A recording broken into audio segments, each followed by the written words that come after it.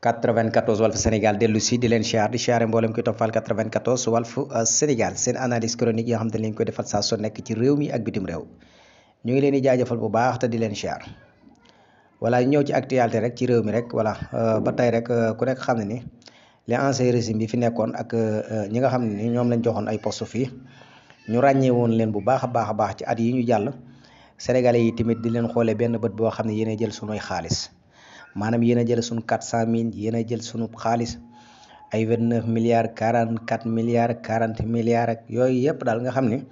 sénégalais yi saa su nekk rek voilà ñoom ñi ñëpp koo ci tudd rek sa xel fi muy dem mooy nañu delloo sunu xaalis voilà koo ci tudd ci ñoom ñi ñu rangé wu fii ñoom ñi rangé wu fii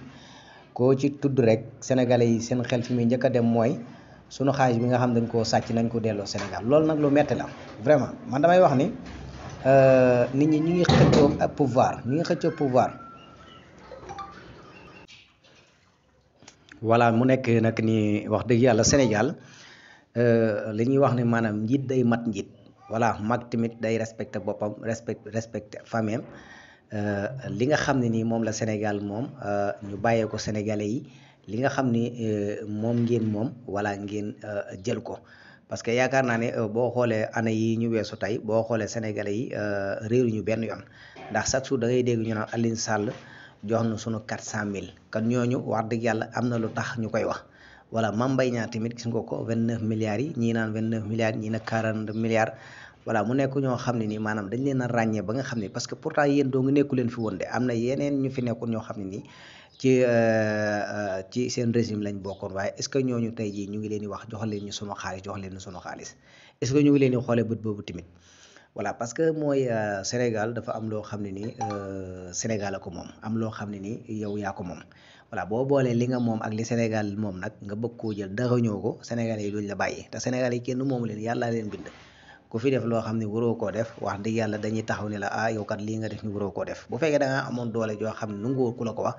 bis day ñëw doole jooju nga ñàkk ko te boo ko ñàkkee li nga ameloon Sénégal yëpp da nga leen koy delloo kan Sénégalais yi defuñu voilà kan daal le président Bassirou Diomaye Faye xam na li koy xaar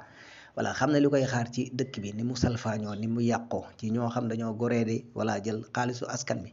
xam na tamit li koy xaar ci dund gu cher voilà goo xam ne loolu yëpp c'est parce que mooy rek xaalis bi nga xam dañ koo dajale jël ko te moo mënu ko ñu waroon ko delloo Sénégal ñu dugal ko ci biir dund gi pour lépp mën a yomb waaye defuñu ko